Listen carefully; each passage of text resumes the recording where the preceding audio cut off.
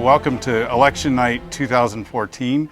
We're going to be talking a little bit about the race before the polls are closed. We'll start with Craig talking about some of our exit poll numbers. You've been reading through some of the results. What have you found? Well, it looks like a very divided electorate, which shouldn't surprise anybody. People are kind of negative toward both parties. I mean, we have a majority of voters in Wisconsin that have negative feelings toward both the Obama administration and Republican leaders in Congress. A majority of voters has an unfavorable view in the early exit polls of the Democratic Party. A majority has an unfavorable view of the Republican Party. People are very worried about the economy, and a fairly sizable majority thinks the country is seriously on the wrong track.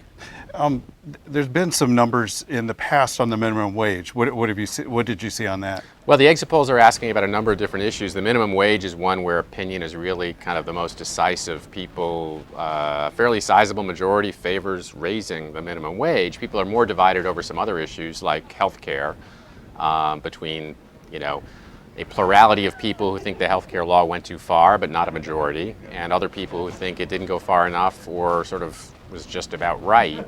So health care, a lot of division there, not surprisingly. People are divided over how the governor handled the health care law. So, this is Wisconsin where we've had these kind of familiar fault lines in the electorate, and they're emerging again in this election. Another issue that's important has been the turnout issue, and we just got notice that the Government Accountability Board says it expects about 2.5 million people to turn out to vote, which would be a little less than what we had in the recall election, but a little more than what we had in 2010 with Scott Walker's first race. From what I understand, both parties are spending these numbers. The Republicans are saying anything that comes in below 2.5 million is good for them.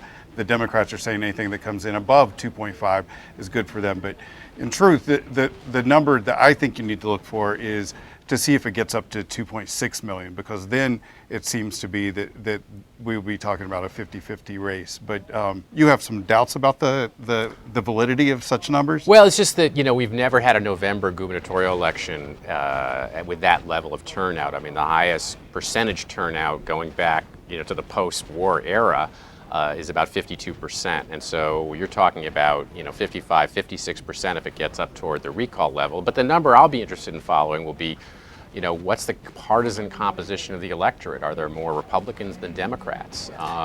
And that's bounced around in recent Wisconsin elections. I mean, Democrats have done very well in recent presidential elections because there were more Democrats than Republicans in the electorate, but not necessarily in these races for governor. You've also written about how Walker does in the rural parts of the state. What are you going to be looking for there? So the exit polls tell us, how rural voters vote, how suburban voters vote, and how urban voters vote. And we know that urban voters are going to lopsidedly favor Mary Burke.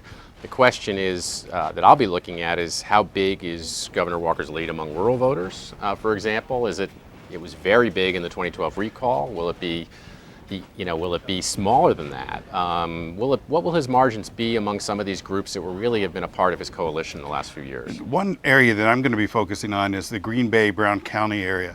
There's a lot of activity. Mary Burke has not polled strong there in the past, and Walker has gone there, it seems like, every week since he's been governor. So those are some of our thoughts heading into the end of the election today, and we'll be back later tonight with some updates on the results. Thank you.